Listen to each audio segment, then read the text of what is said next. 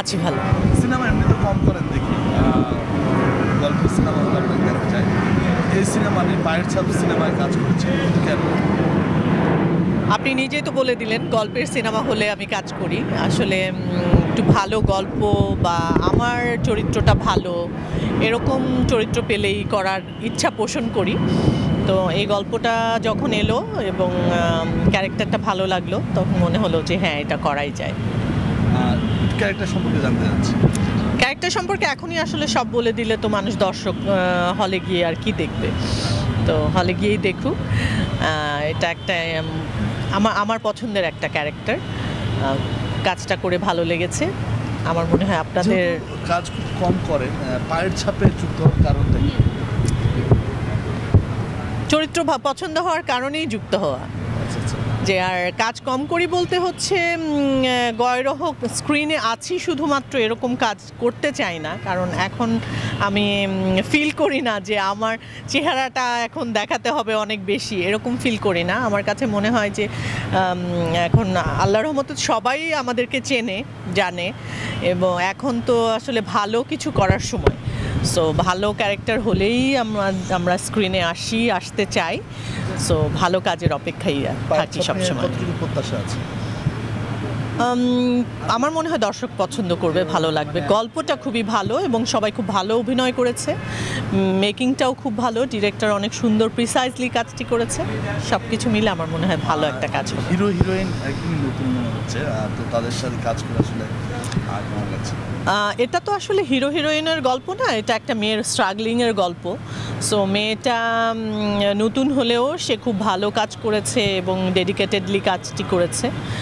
আমার মনে হয় দর্শক গল্প যদি দেখতে যায় তাহলে তাদের ভালো লাগবে। আপনি এর আগে ভারতীয় একটা প্রোডাকশনে, বড় প্রোডাকশন হাউসে কাজ করেছিলেন, সেখানে কাজ করা, ইমপ্রেসে কাজ করা, চ্যানেলের অনেক নাটক করেছেন, এটা একটু বলবেন এই বিষয়টা, যে ওখানে কাজ করে এইটাতে কাজ করা, এটার কম্প্যারিজনটা?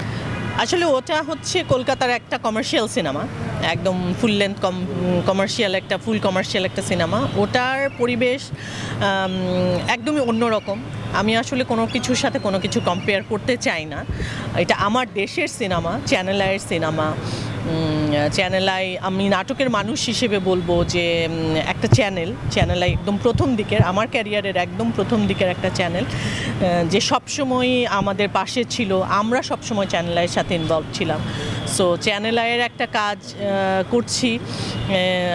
সো আমার কাছে এটা অনেক বড় ব্যাপার এবং একটা ভালো কাজ, ভালো গল্প করেছি। মান্নু ভাই আমার অনেক আগের পরিচিত, সেই 2000-এ তার সাথে কাজ করেছে সিরিয়ালে। সে যখন একটি কাজ করছে এবং ভালো একটি চরিত্রে আমাকে ভাবছে, তখন আসলে না করার কোনো কারণ আমি দেখি না। আর কাজটি অনেক গুছিয়ে উনি করেছেন, অনেক সুন্দরভাবে করেছেন। সব কিছু মিলে মনে হয় না যে নিজেদের একটি কাজ করছি, এই ফিলিংটা আমার সবসময় কাজ করে যে আমি নিজেদেরও একটা প্রোডাকশনের কাজ করছি। ভারতের অডিয়েন্সদের কেমন দেখেছি সিনেমাটা? ছিল তো আপনি একটা খুবই গুরুত্বপূর্ণ চরিত্রে ইয়েতে ছিলেন, ভাই বোনের সিনেমা ভাইজানের মধ্যে, ভারতীয় অডিয়েন্সদের ফিডব্যাক? অ্যাকচুয়ালি আমি সিনেমা রিলিজ হওয়ার সময় আমি কলকাতায় যাইনি, আমি দর্শকদের সরাসরি রিয়াকশানটা দেখতে পারিনি। তবে অনেকেই অনেক সময় পরে যখন গেছি দেখে মানুষ চিনেছে বা জেনেছে, তারা আসলে ওইভাবে ফিল করেনি যে এটা আমি যে বাংলাদেশ থেকে গিয়ে কাজটা করেছি। তারা মনে করেছে যে আমি কলকাতারই কোনো আর্টিস্ট, তারা ওইভাবেই ট্রিট করেছে। আর আমার দেশে যখন সিনেমাটা রিলিজ হয়েছে এবং আমার দেশের দর্শকরা দেখে পছন্দ করেছে, এটা আমার কাছে অনেক বেশি টাচ করেছে। আমার কাছে এটা অনেক বেশি ইম্পর্ট্যান্ট যে আমার দেশের মানুষ আমাকে কতটুকু ভালোবাসলো। অন্য দেশে কতটুকু কি রিয়াকশন হলো সেটা খুব বেশি জরুরি আমার কাছে ছিল না। আমাদের দেশের অডিয়েন্স যেভাবে নিয়েছে তাতে মনে হয়েছে যে আপনাকে আরও বেশি সিনেমাতে দেখা যাবে, সেই হিসেবে আমরা ওভাবে পাইনি।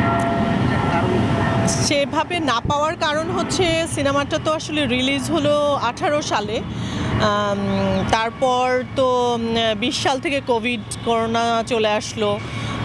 এর মাঝে আমাকে অনেকগুলো সিনেমারই অফার এসেছে এবং বলেছে, আমি চেয়েছি একটু ডিফারেন্ট কিছু করতে, চাইনি একই রকম ক্যারেক্টারে অভিনয় করা বা গুরুত্ব ছাড়া কোনো ক্যারেক্টারে অভিনয় করা সেটা আমি চাইনি।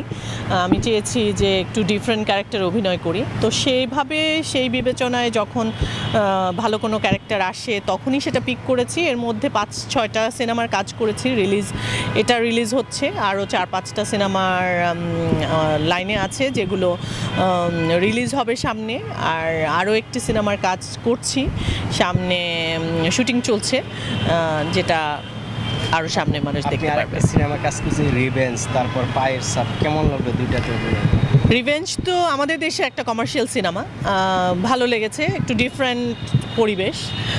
পায়ের ছাপ যেমন আমাদের চ্যানেলের সিনেমা, আমার নাটকের ডিরেক্টর, আমার নাটকের আর্টিস্ট ম্যাক্সিমাম মনে হয়েছে যে বললামই তো যে ঘরের মানুষের কাজ করছি, এরকম একটা ফিলিং।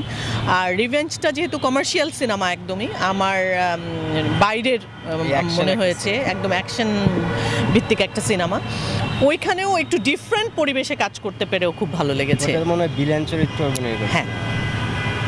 আপু, নাটক আর সিনেমা পার্থক্যটা কি? পার্থক্য তো অনেক পার্থক্য, কারণ হচ্ছে ওটা নাটক আমরা খুব ছোট পরিসরে করে থাকি, আর সিনেমা মানে তো একটা বিশাল বড় পরিসর। এটা দর্শক টিকিট কেটে টাকা দিয়ে সিনেমা হলে এসে দেখে, ওই বিষয়টা আমাদের সবসময় মাথায় রাখতে হয়। আরো বেশি সচেতন বা মনোযোগ বেশি থাকতে হয়? সব কাজে আসলে মনোযোগ থাকতে হয়, সেটা হচ্ছে ফিল্মটাকে নিয়ে একভাবে ভাবতে হয় আর নাটকটাকে নিয়ে আরেকভাবে ভাবতে হয়। কিন্তু ক্যারেক্টারাইজেশনের ক্ষেত্রে আমাদের সব ক্ষেত্রে মনোযোগ ছাড়া তো আসলে কোনো কাজটাই ঠিক মতো করা যায় না। এটা তো অ্যাক্টিংয়ের ব্যাপারটা আমার ভেতর থেকে যদি আমি ফিল না করি, আমি তাহলে তো ক্যারেক্টারটাতে ইনভলভ হতে পারবো না। শেষ আমাদের বাংলা দর্শকদের উদ্দেশ্যে কি বলবেন সিনেমা বক্তব্য? সিনেমার দর্শকদের জন্য বলবো যে আপনারা বাংলা সংস্কৃতির সাথে থাকবেন, বাংলা সিনেমা দেখবেন, আর আমাদের জন্য দোয়া করবেন যেন আমরা ভালো কাজ করতে পারি এবং আপনাদেরকে ভালো ভালো কাজ উপহার দিতে পারি।